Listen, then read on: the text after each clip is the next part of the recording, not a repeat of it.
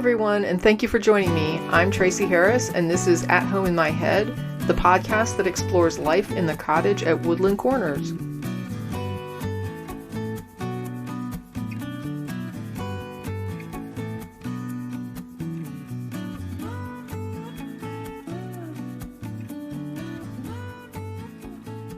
If a society has bias and prejudice, that'll be reflected in laws and policies, and it'll be enforced at the level of policing. This will put communities that are negatively impacted by prejudicial laws and policies in conflict with police who serve the role of enforcing prejudicial laws and policies.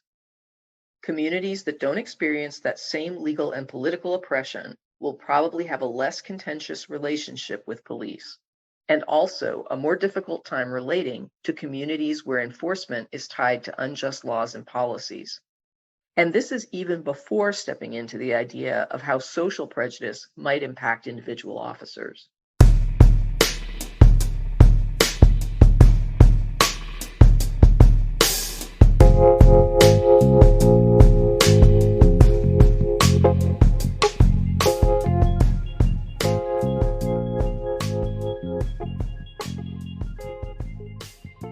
So I actually had someone ask me, why are you talking to a cop? Police definitely have the podium, so we will assuredly be hearing the official narratives and any defenses of the incident all over the news. The police really don't need my podcast to give their side of a highly publicized police interaction.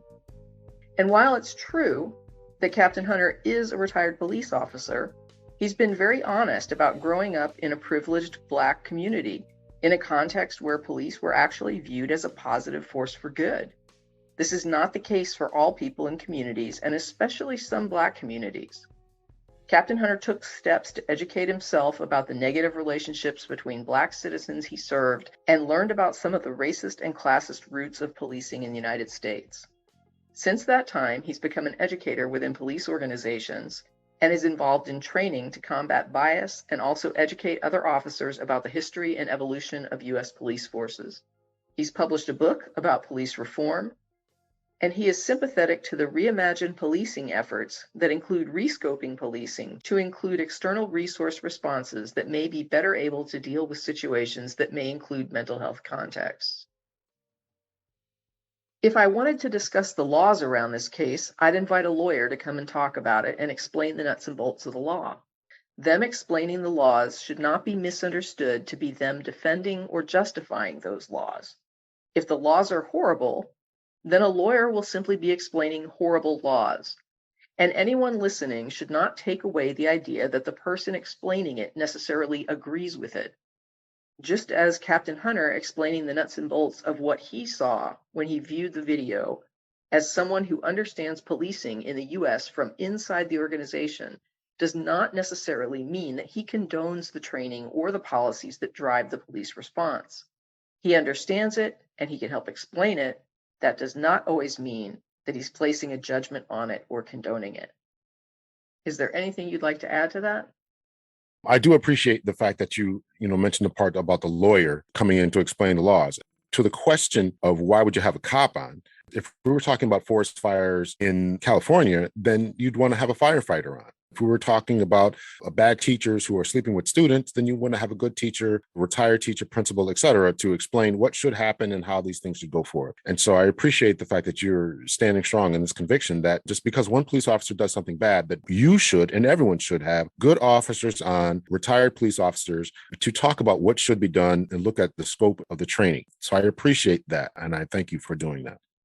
I would say that some of these interactions are a little bit more politically charged than a forest fire. So I do understand why some folks see it from a perspective of social justice, which isn't going to enter into something generally like firefighting. The point is that you need experts on. And because someone walked in that field doesn't mean that there is inherent corruption within the whole system. There are good police officers, excellent police officers who do their job, who save lives, who care about the community. And just because they put the badge on the uniform on doesn't mean that they are part of that so-called blue thin line, blue wall, etc. That is what I'm applauding you on. And that is what I want to emphasize to those who would say, why would you have a cop on? Because there are people, and I understand the political charge. I understand that there's a skepticism. I get it. I get it. It's why I wrote a book. I get it. It's there. But that doesn't mean that we're all always going to back each other. It takes courage to stand up and do what I'm doing, do what other officers are doing, speaking out and speaking loudly that some things have not been right and some things need to change. So why don't you go ahead and take this opportunity to tell the audience a little bit about yourself? Very good. So my name is Lawrence Hunter. I'm a retired police captain from the city of Waterbury in Connecticut. I was there for 24 years. 19 of those 24 years, I was in supervisory capacity, sergeant, first line supervisor, manager, being a lieutenant, and then commander as a captain. I was a member of my command staff. I retired in good standings a few years ago. I started a consulting business, LMH Consulting Services, LLC. Currently teach at a local college here in Connecticut. I have done some expert testimony work, talking about use of force in other cases as well. So I'm branching out my services. During my time as a police officer, I taught implicit bias. I taught human behavior, which is essentially psychology. I taught defensive tactics, which is the use of force and when officers can use force, what type of force they can use, how much force, and taught them how to use those, how to apply joint locks and how to strike and where to strike and how to take persons into custody. Also taught handcuffing as well. So all this type of use of force training makes me an expert in this particular field. So I think I'll leave it there as far as that's my training, it's my background. I went back to school, got a couple of degrees. That's essentially where I'm at right now. All right. Well, thanks very much for that wrap on who we're talking to today.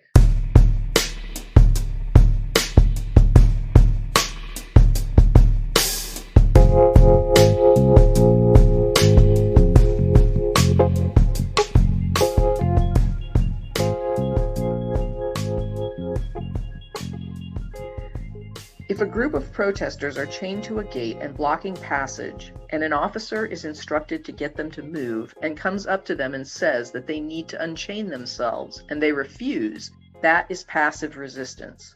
They aren't trying to harm the cop or get aggressive, but they are refusing to comply and have chained themselves to a gate so the cop can't remove them because of the chain they've put in place. If they cover the chain with their body so that it can't be cut and refuse to move, that's also passive resistance. Again, they aren't aggressing toward or trying to harm the officer, but are using force to resist the police unchaining them. If a cop tries to tase them into compliance and they place a hand on the taser and push it so that it's aiming at the ground rather than at them, that's defensive, not aggressive. That isn't trying to take the taser or shoot the officer with the taser. It's just trying to keep themselves from being shot. Defensive moves, like trying to push a weapon away, aren't even really often anything we think about. It's just instinctive to not want a weapon aimed at you and to try and redirect the aim. I know that this is a completely separate situation, but do you have any objections to what I just described? The important thing to understand is that it's going to come down to state laws, departmental policies, and procedure, and how they define aggression, passive resistance, active resistance. So these are things that are usually defined within their policies.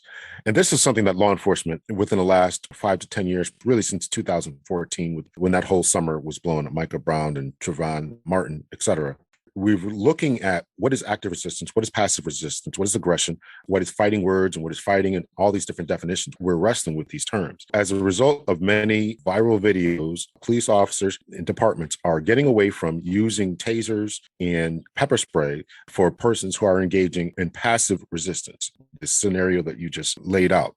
So if one is engaging in passive resistance, laying on the chain, landing on the ground, locking arms, and not aggressing towards the officer, many departments are now saying you cannot OC spray them, or the residents in capsicum, if I'm saying that right, OC spray, which is pepper spray, and or they are saying that you can't tase them in those situations. So now the situation in the scenario changes from the passive resistance to now where the person is now deflecting the arm, the hand of the officer in a defensive measure. Well, that is aggression. It may not be the type where they're trying to actually harm the officer, but that act of deflecting the supposedly state sanctioned use of force, because the state has reserved the use of force for themselves, the state, the government, the county, city, whatever, has regulated the use of force for themselves and or individual persons when they're in defense of their own self. So when they now go from the act of sitting there with the arms locked, laying on a chain, whatever, to now actually aggressing, pushing an officer's hand away, as long as the officer's use of force is justified, again, state laws, departmental policies, procedure, can they use pepper spray, can they not? Can they use taser or not? If what they're doing is justified and they're pushing it away, then that in and of itself is more than likely in most jurisdictions called a resisting arrest. That you can't do. I hope that that distinction is clear. It's really going to come down to state law and departmental policies and procedures and what they say and how individuals can respond. I understand what you're saying, that this is not considered legal to resist the police officer. That would be a violation. But do you agree that in a moment, a person will sometimes instinctively react just to defend themselves? I agree with that. Even though the officer has the right to do what he's doing and he's justified in his action, sometimes a person isn't even trying to escalate a thing. You aim a weapon at them and they just instinctively push it away or try to block it. So it's not an unreasonable action to take, although it may be an illegal action to take.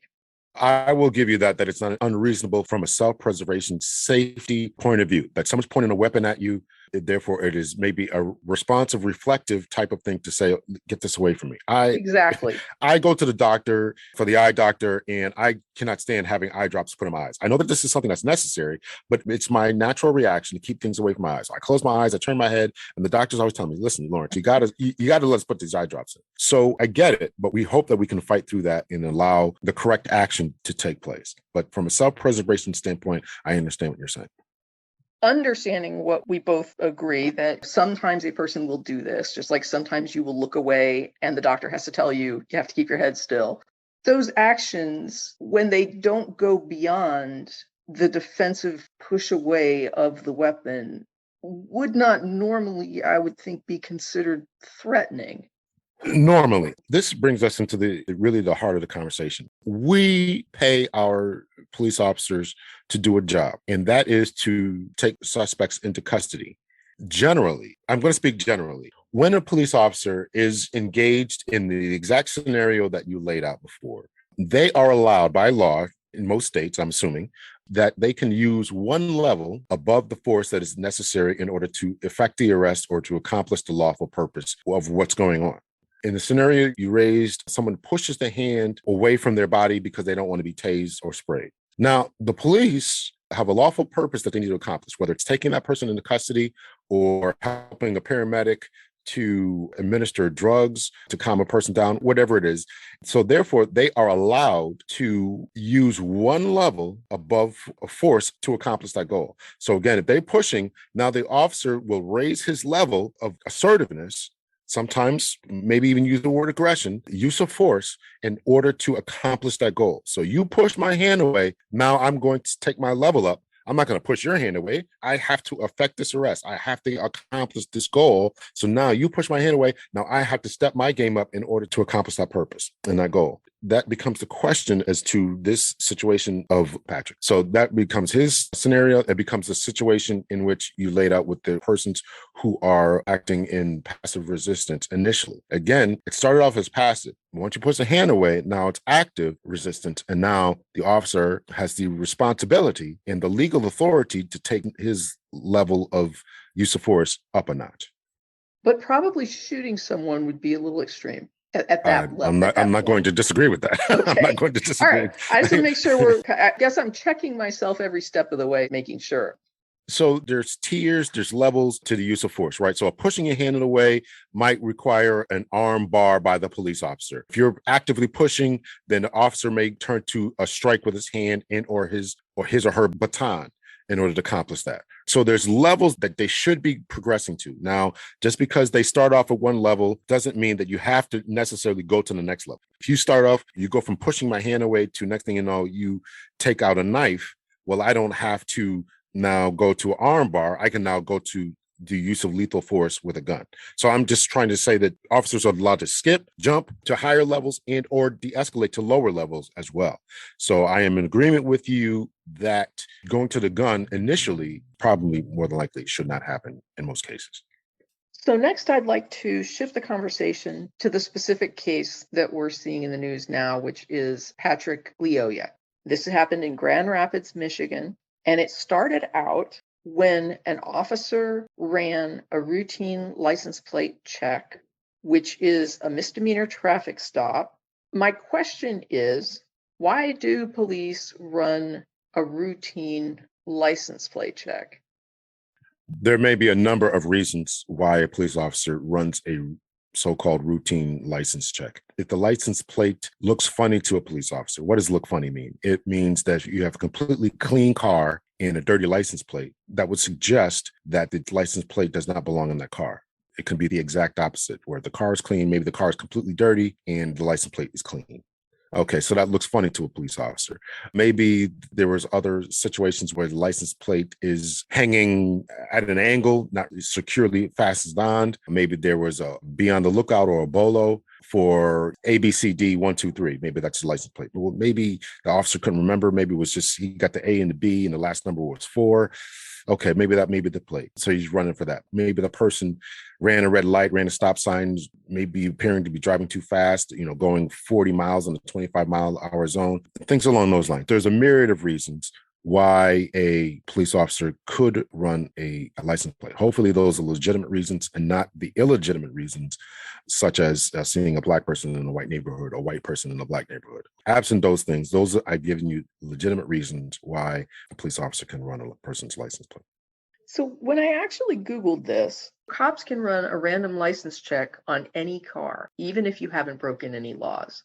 Yeah, essentially you can run it for no reason at all. I'm not going to disagree with that. I try to give you legitimate reasons, Sure. because I always wanted to be able to explain to someone why I read your plate. If I ran your plate and something came back amiss, I want to go up to the car and say, this is why I did it. I think that when there's not a reason, it can lead to abuses. You don't want male police officers running the plates of pretty young females. We don't want them doing that. I try to give legitimate reasons, but absent anything like that, it can be done. There's no prohibition against it. Right. And that was something that was interesting to me. So what this site was saying is that a police officer can just randomly run a license check on any vehicle, even if you haven't broken any laws, because the plates are in public view. Mm. But it is completely illegal for a cop to run somebody's plate because of race.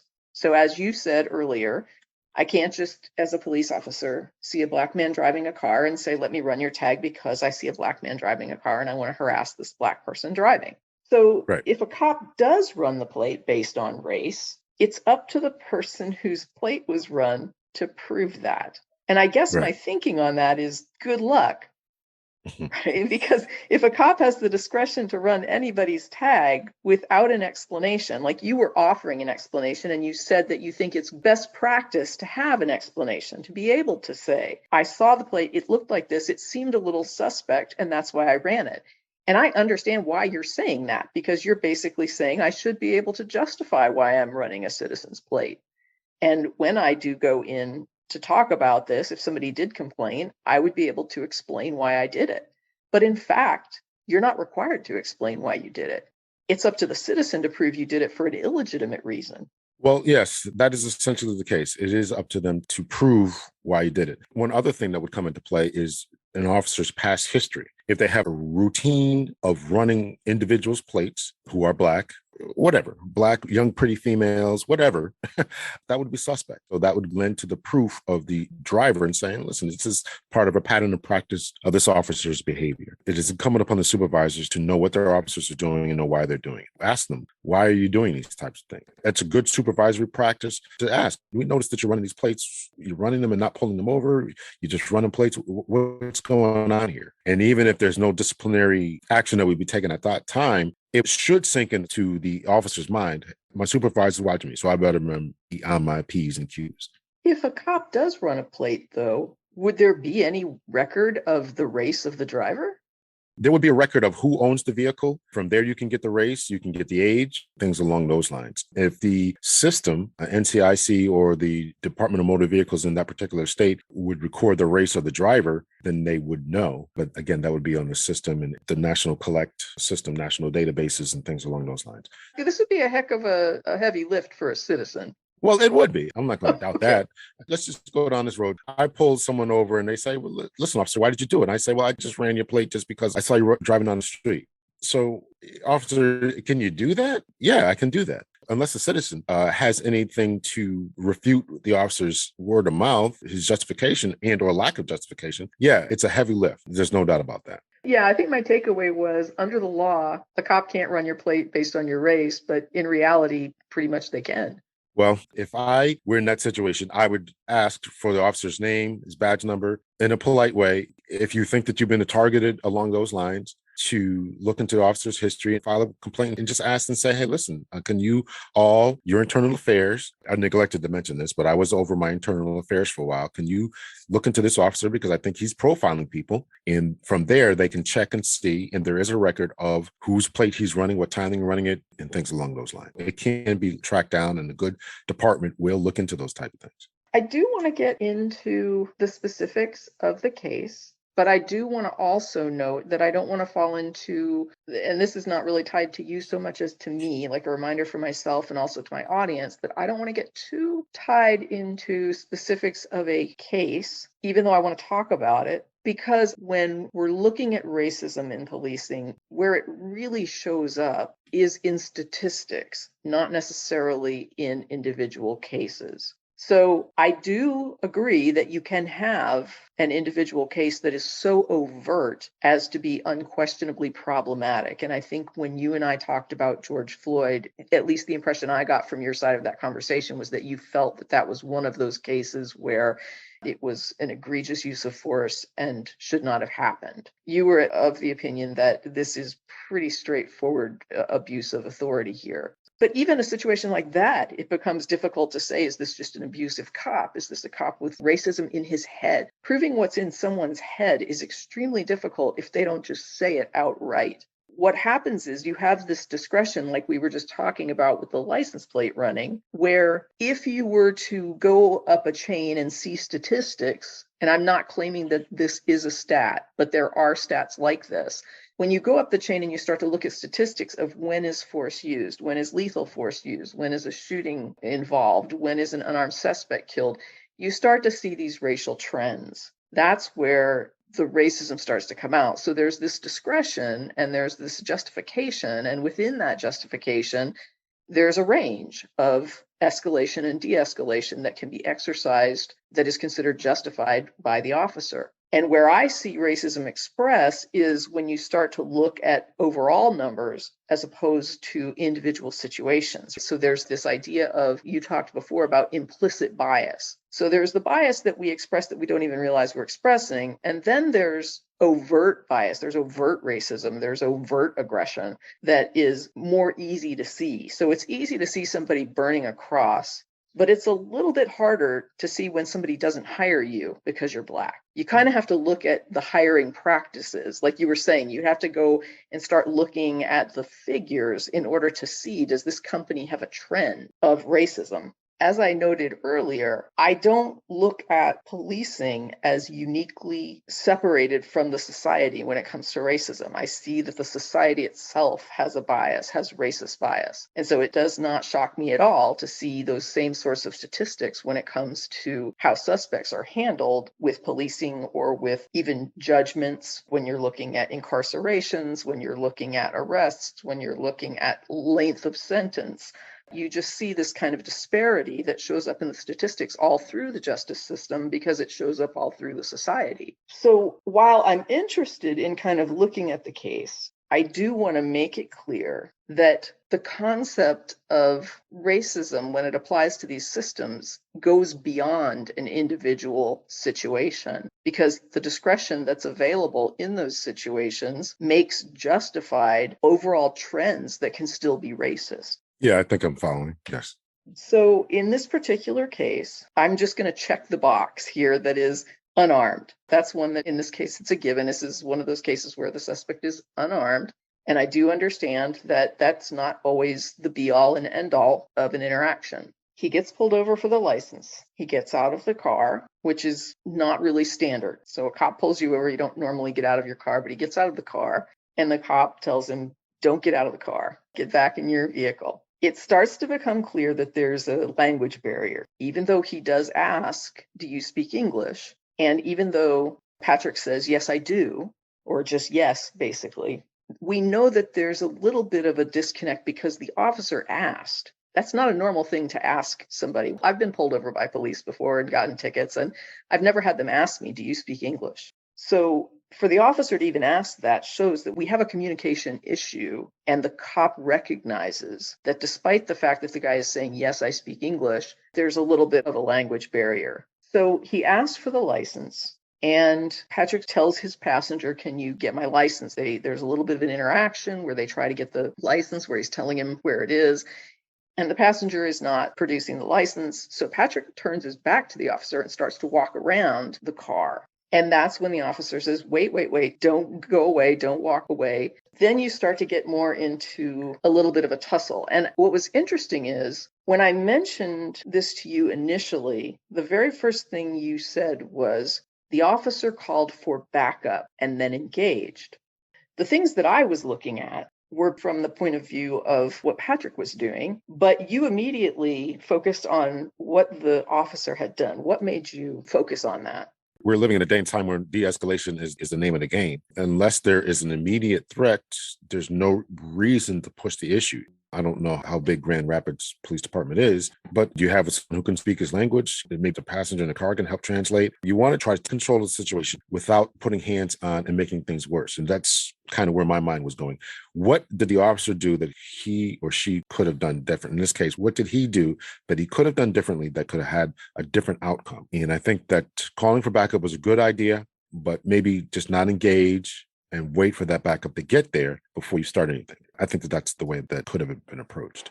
I don't know when or what prompts a call for backup, but if you do call for backup, it makes sense that you would wait for the backup before you would proceed. So backup is usually called when an officer recognizes that this isn't going quite according to the book, right? I have someone who's getting out of the car. We're having trouble communicating. He's turning his back, not listening to my commands. These are telltale signs that officers will listen to, look out for, whether someone is plotting to harm them. And this is the way we're trained, with someone's plotting to harm them, looking for escape routes, going to run away, things along those lines. So I don't blame the officer at all for having his antenna up from these non-compliant behaviors. And so he recognized that and he did something about it, which he should have done, which is, hey, get me some help here, right? I'm outnumbered. There's another person in the car and this person isn't following directions, commands. Let's get some help here. And I think that was the right thing to do.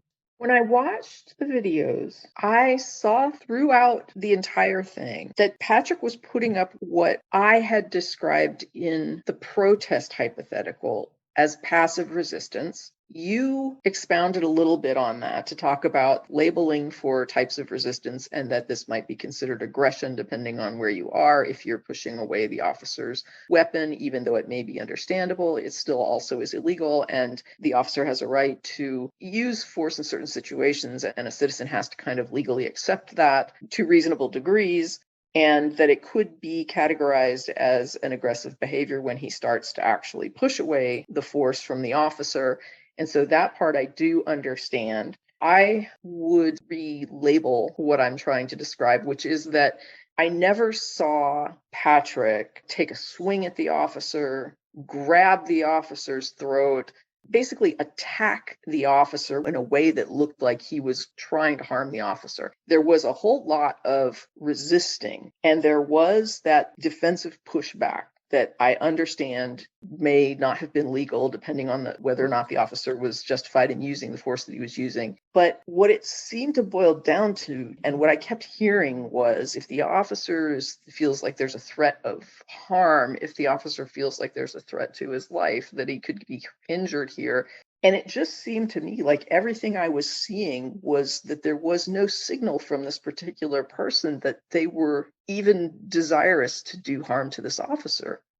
Here's where it gets complex. what you're seeing, and I'm not disagreeing with what you're seeing or what you're interpreting from it. Police officers are trained to take persons into custody. And if it's a non-compliant person who is telling you no, and by telling you, I mean either verbally saying it or physically saying it. If they're saying, I'm not going to be arrested, tensing up my arms, I'm saying no, no type of behaviors, you have to be on the lookout for these warning signs and behavior.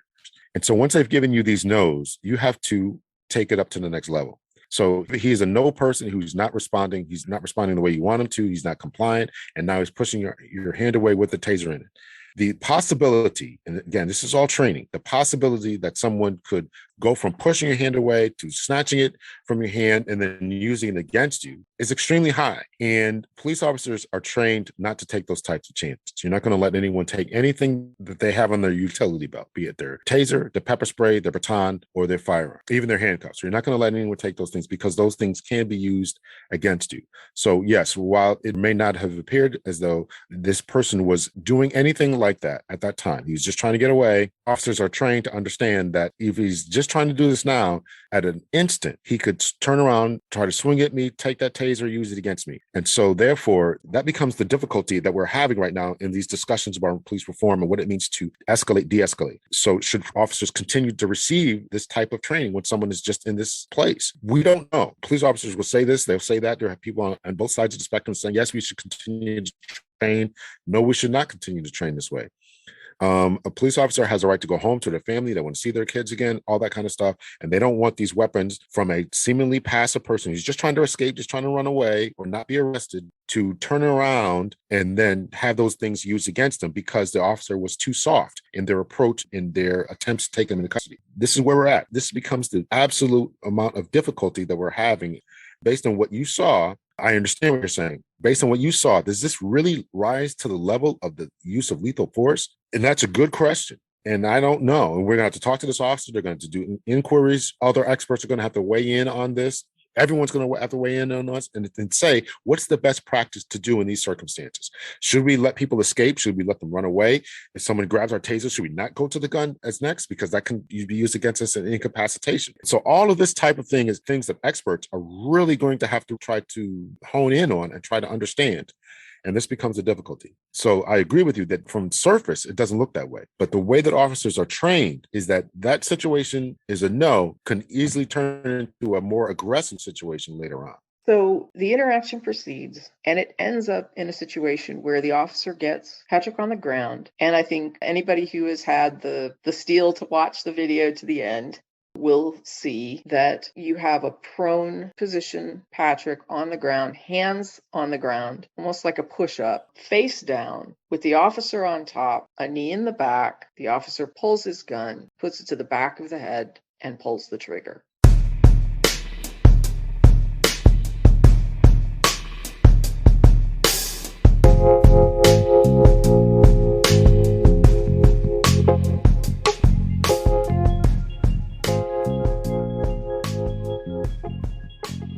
I personally was shocked at that. I was shocked too. I mean, besides the fact that I knew that it was coming. So I've been in those situations. I would imagine that most police officers have been in that situation. I can't see pulling the trigger. I can't see taking my gun out. I can't see taking my taser out. And listen, everybody's fighting skills. There's another thing that comes into the play with the training is the size of the officer. I'm not a tall guy. I'm only 5'7". So the size of the officer, his muscular build, male, female, the size of the suspect, all these types of things are weighed in and they'll be taken into consideration by a jury, by the defense proceedings. All this will have to be weighed in. But I can't see in a situation taking my taser out and using it in that situation. I can't see taking my firearm out and using it in that situation. I can't see it. Now, a lot of explanations will go on. Other experts will go on, will be chiming in on this. It's shocking, and I can't understand his thought process in doing that. I can't understand. I'm curious to know as to why he did what he did, why he engaged when he had backup coming, why he took his taser out when you're in close proximity like that. I'm sure that his training would say your taser is a weapon that should be used in certain circumstances. It should not be an active situation where we're both hands on and I need to control you. I can't understand that. That's pretty much the interaction part of the conversation, but it brought me to another issue that might touch on some of your thoughts about reform. because I couldn't help but wonder how this could play out so similarly with somebody who was having a mental health crisis, with somebody who is deaf, with somebody who is not neurotypical, like a person with autism. There are so many issues that could have a person experiencing communication difficulties with an officer that might, in another context, be better handled. Like in this case, you were saying might have been better handled by someone who could interpret, even if the passenger had been involved and could talk to him a little bit more clearly. This could have, a lot of this might have been mitigated. And so I'm wondering, what if the person was having a mental health crisis? What if they were deaf and they turn their back on this officer and he's shouting commands at them and they don't even know it? What if the person is autistic and not understanding the way that these commands are being shouted and getting confused? From a reform aspect, what are your thoughts? From a reform aspect, it's incumbent upon police departments to do the work and to do the training. My department was very good at making sure that we trained our officers on exactly what you mentioned: autistic persons, persons who are deaf, and things along those lines. We have to get up to speed with our training. And if the officer would have encountered someone who's deaf, mute, suffering from a mental health breakdown or any of those things, they have got to be able to recognize those types of things and respond accordingly. We've got to catch up on the training. We've got to catch up on the training, understand what's going on, work with psychologists, sociologists, work with deaf schools, work with autistic charities. You've got to work with these individuals in order to stop these types of things from happening. Another thing too is it's got to become almost institutional within training academies, within driving academies, to teach individuals how to respond, what to do in confronting an officer. I don't know what the case is with this particular individual. It just doesn't seem to me that his lack of cooperation was unintentional. No matter where he came from, the police are the police. I mean, I've been to foreign countries, and police officers start talking to me, even if they're talking a complete language that I don't understand, I'm going to respond in a certain way. My hands are up. Listen, I don't know what's going on. So I don't know, what he was going through. He could have been having a mental breakdown. He could have been in a hurry. All this type of thing would be ironed out. But it seems to me as if that was not unintentional. Definitely there was resistance. I don't think that that was something he wasn't aware that he was doing. I think he knew that he was resisting. As we've already discussed, I just didn't see him as a person intent on hurting anybody. Yeah, no, I agree. Again, officers are trained to, yes, he's not hurting me right now, but he could. And this is why I put so much onus on the police officers in their accountability and training and understanding what we're doing. Citizens are going to have these different issues that we talked about, being deaf and mute and whatever circumstances. It's up to the police to remain calm, to de-escalate when possible, and to employ other techniques and methods. And he had one. He called for backup. I can't understand why he continued to engage. We had a conversation, and I can't remember exactly what I said, and I won't lie, I didn't go back and re-listen to it to see what prompted it. But we had talked before, and I think it was during the Floyd conversation. And that incident happened in May 2020. And Chauvin was convicted. He's appealing. The other officers on the scene that held the line against the citizens who had gathered there were all found guilty in February on all charges. And that included depriving Floyd of his civil rights and failing to render medical aid.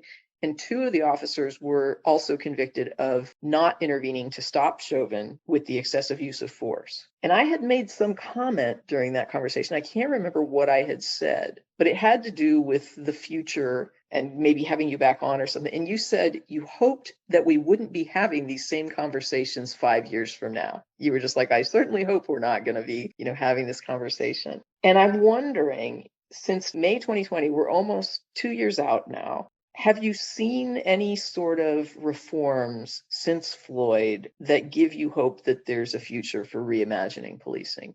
Yeah, I've seen a number of states who are trying to get these things under control, banning chokeholds, requiring de-escalation training, requiring the use of body cameras. That's going on in Connecticut, where I think by 2023, all departments within the state have to have body cameras. De-escalation training is now part of it. I continue to teach at the Waterbury Police Academy. I teach the history of policing up to the civil rights movement, and I teach procedural justice. Those are two classes that I'm teaching even in retirement. Connecticut also has established an independent inspection Inspector General's department, where if there's a police involved shooting, that it will be investigated by them rather than the local district attorney. Before then, even if, it's different counties in Connecticut are different, what we call jurisdictions, geographical areas. And so if you say you're in GA1 where the shooting happened and no one from that investigative office could investigate it, but it had to go to GA4 or 5 or something, someplace across the state where it was try to maintain some semblance of a disinterested, independent investigation. There's a lot of things going along those lines. More duty to report by different departments across the country. I mentioned use of force. They're trying to define what use of force can be used in certain circumstances. I think California was very instrumental in saying in their language, saying something along the lines of that a reasonable standard, but justifiable standard. I think that's the verbiage that they're using. So in other words, if you're a police officer out in California, before you pull that trigger, you have to have exhausted every single measure to know that this person was an actual threat rather than a reasonable standard. The reasonable standard was what another police officer, given the same circumstances, what would they have done in that similar set of circumstances? That's been the talk around the country. California has changed that. I think there's a couple of other states who are looking into that. De-escalation training, no more consent traffic stops. So if you could stop the traffic stop in Connecticut and the officer says, hey, listen, the traffic stop is concluded. However, do you mind if I search your vehicle? Can't do that anymore unless the officer has reasonable suspicion and a probable cause. In some states, in some jurisdictions are no longer accepting equipment from the military. So these are different types of reforms that people are doing to try to address these types of things. A lot more training about implicit bias and de-escalation training. As I mentioned, I'm teaching history of policing. I'm trying to get to the nuts and bolts of how we got to this situation. We started off this conversation as to a white officer who doesn't like Black people, essentially, and he's pulling people over and just behaving along these lines. Why does that persist? Why is society, as you mentioned, this is a reflection of society, right? Police departments are often a microcosm of society. So why is this happening? What has caused all this 2022 or 2020 with George Floyd, 2022? Why are we still wrestling with this? Well, I break it down from the inception of slave patrols to the night watchmen in the North. Well, all these were racist groups. And so I break it down through the history and all that. Some departments in some states are really trying to undo the damage that has been done. So I am optimistic that a lot of things are changing and will change. But we just have to keep pushing for these types of changes, keep having these conversations. I think, unfortunately, this is another situation, this particular case is another situation wherein we're going to have to continue to ask for these conversations and see what could have been done. If this is California, they're going to have to ask a question, what could have been done? You called for backup. Why didn't you wait? Why did you take your taser out? Why not just hold the guy down and wait for your backup to arrive? You could hear the sirens. Why are you doing this? So these are questions that we have to answer and we have to be honest about and try to really try to get to the root of. And I hope that we don't have and won't have these types of situations anymore. But officers have to be smarter in what they're doing. They have to be. You mentioned a couple things that actually made me think of more things. Sure. During the altercation, the body cam actually went off. And the official story was whatever pressure is required to turn off a body camera was triggered during body contact with Patrick. I thought that was interesting because the body cam would be most necessary during a physical interaction. It's these force abuse situations, these uncomfortable Floyd situations that have actually triggered things like body cameras. When we're looking at a situation where there's this altercation happening and you're in close proximity and you're struggling with somebody that you've pulled over and the body cam gets tapped and goes off, I'm not saying that the officer turned it off and that there's something nefarious going on. I'm saying, shouldn't a body cam be built in a way that a struggle doesn't turn it off?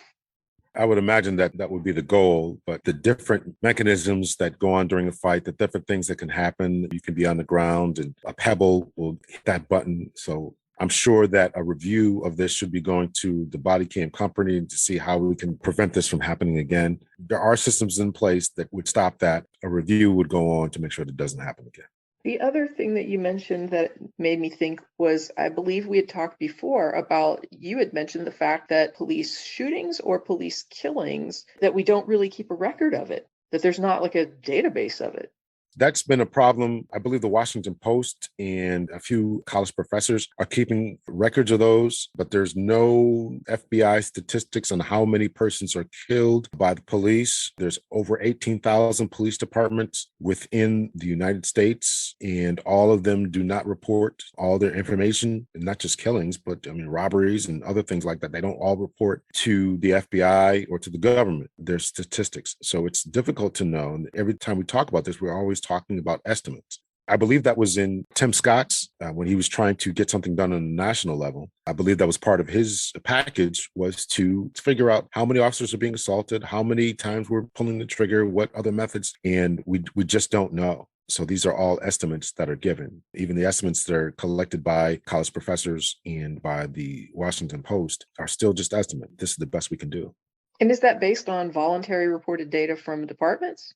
Correct. It's voluntarily reported data. Now, if a department wants to become accredited through a CALIA standard, CALIA is an acronym. The exact name escapes me right now, but it's a national standard for police departments that want to become accredited in, or you consider reputable. So they would be required to report, but every police department is not seeking accreditation, which costs money. So therefore, it's an issue that we're having as far as knowing exactly what's going on with how many traffic stops are being performed, how many tickets are being given out, how many people are complaining about racial profiling. Another big one is how much hate crime is actually going on. If a city doesn't report their hate crime statistics, we don't know how many hate crimes are occurring nationally. We don't know. So this is a problem. I just want to thank you so much. Do you have anything else that you'd like to add?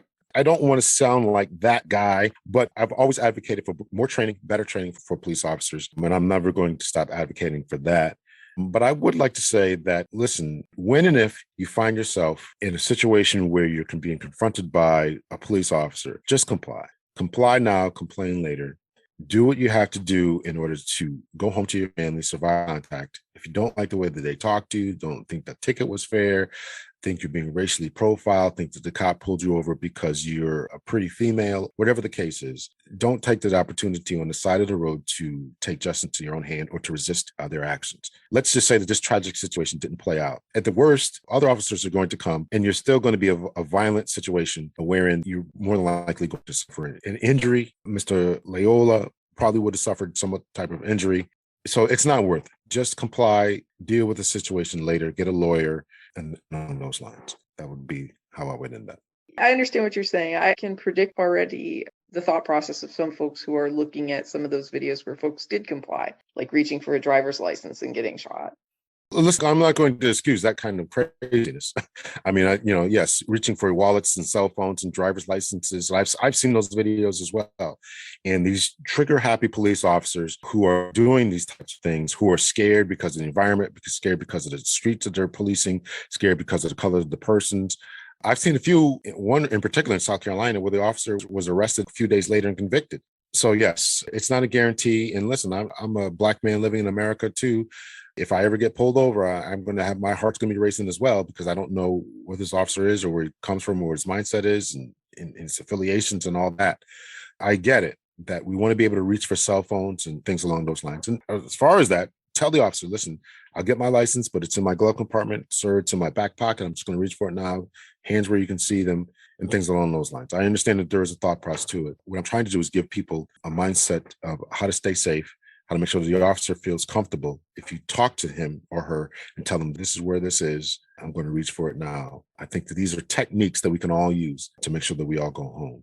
I do appreciate your time. You're always so ready to talk to me. And I can't thank you enough for just your willingness to come on and discuss these difficult issues. Anytime you want me, I'll be here for you. I appreciate it. All right. You have a good night. Okay. You too.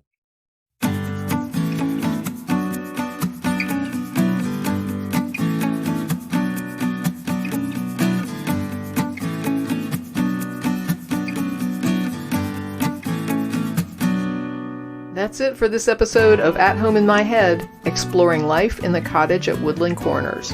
Thanks for listening, and as always, stay safe, be well, and never stop exploring.